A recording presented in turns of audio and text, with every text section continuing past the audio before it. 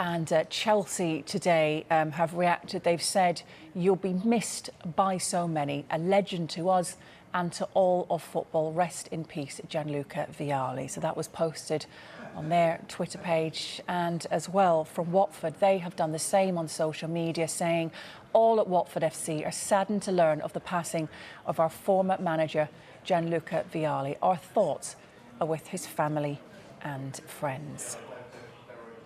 Yeah, he does leave behind his wife, Catherine, and his two daughters, Olivia and Sophia. We can get a bit more reaction to this sad news. We're joined by Sky Sports commentator Martin Tyler. Thank you very much for speaking to us this morning, Martin. First of all, such tragic news, losing his life at such a young age, but he achieved so much.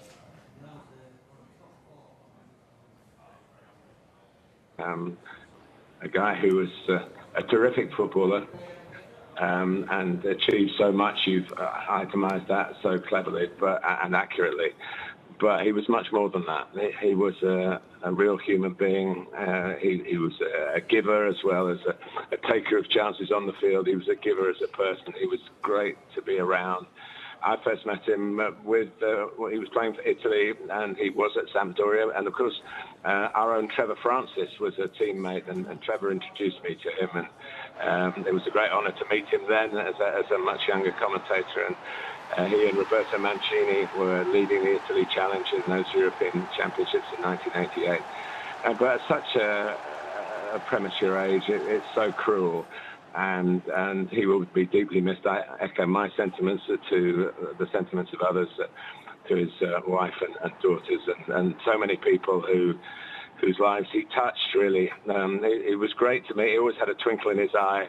He always had a witty one-liner. He was very well brought up. A lot of footballers come from humble backgrounds. He came from a privileged background, really, but that, I think, only enhanced his sense of appreciation of other people.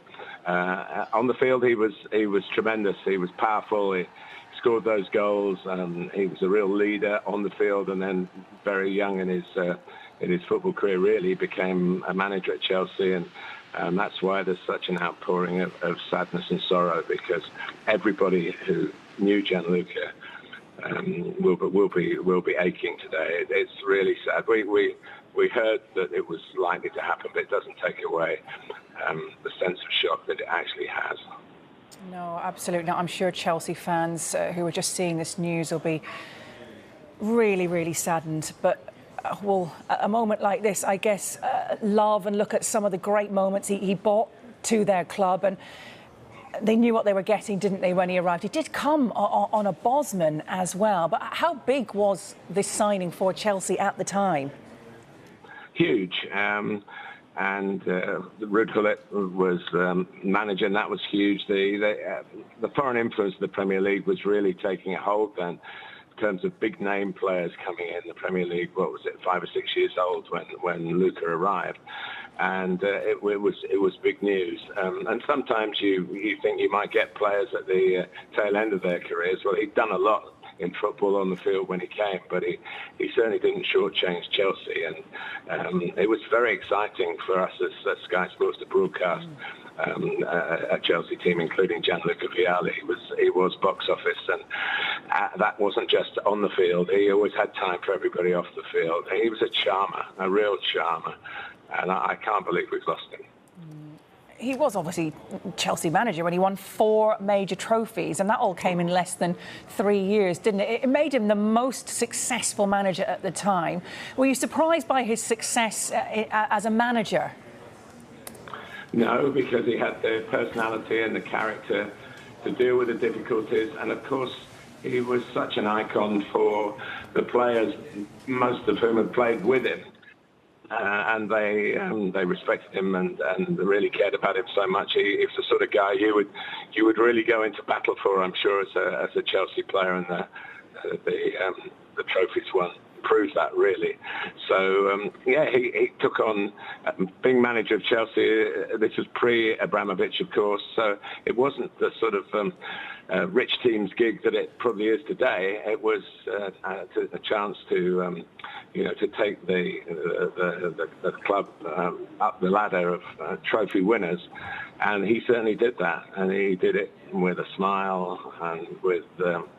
I mean, he's such a strong guy, Hayley. I think that's what makes it so tragic that it's happened so at such a young age, really. I can remember he's the sort of guy that always gave you a hug, and I can remember this is vividly. I was lucky enough to be on the receipt of a hug, and so I sort of hugged back, and it was like hugging a block of iron. He was so strong, and that power on the field, and of course he had mental strength as well. And to have known him is a privilege. Yeah, absolutely, absolutely.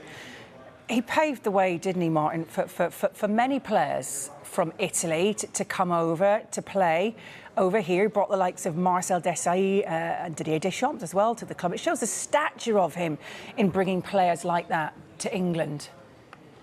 It's a very good word, the stature. He had a terrific stature, terrific presence, terrific personality. So I can imagine if you got a phone call from southwest London and you were playing at some other part of Europe, and at times Serie A was probably seen as a more glamorous league, really.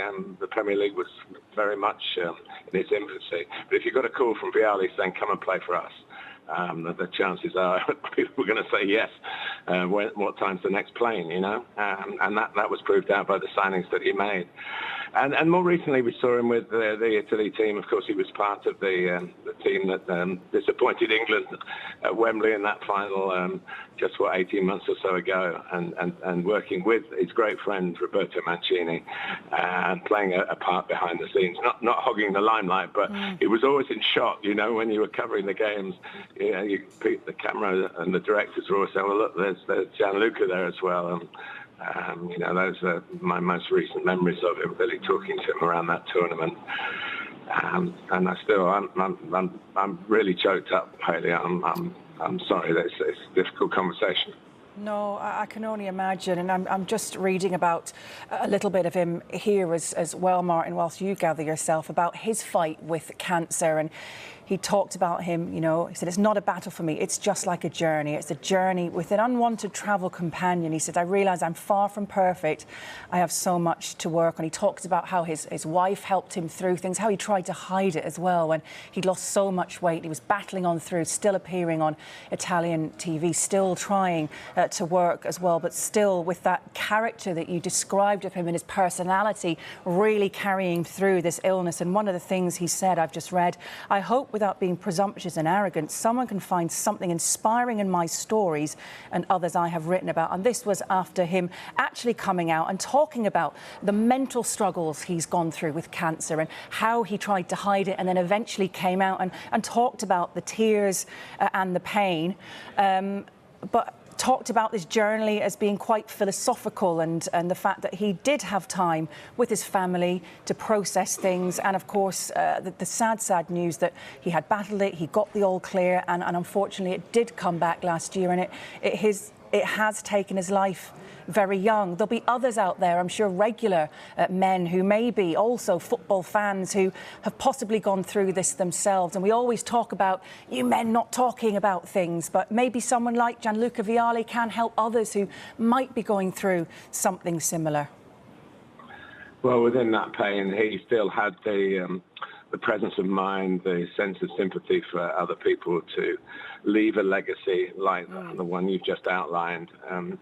A very intelligent person, and therefore aware of obviously what was happening to him, but aware also of how he could help others by talking of the journey, a journey that sadly was cut short in the last few hours.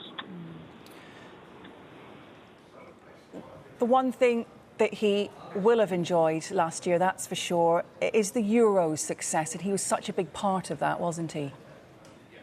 He was. Roberto Mancini had a lot of loyal guys with Sampdoria connections, actually, as part of his backroom staff. And they had a wonderful run. I mean, they were into the 30 games unbeaten, and extraordinary, picking up a team that had failed to qualify for the previous World Cup and then failed to qualify for the one that's just happened. But in between, they had this purple patch, and Gianluca was, he stayed in the background really as much as he could, but because of the fact we knew so much about him, he was almost put alongside. Mancini was the main man, and there is always one who has the ultimate responsibility, but Gianluca was there as a friend as well as an astute football person, and yeah, that would have absolutely delighted him, because he was cosmopolitan, but deep down he was Italian. And just finally, Martin, how will he be remembered? What will his legacy be? Well, I think one of the things that he will be remembered for is losing his life so prematurely. I mean, not even reaching 60 is, these days, it's an absolute tragedy. But he'll be remembered as a top-class professional, a fine player, whose statistics you've read out earlier. But I think most of all as a fine person, and somebody whose company you would be delighted to be in. And it's such a sorrowful thought that those moments won't happen again.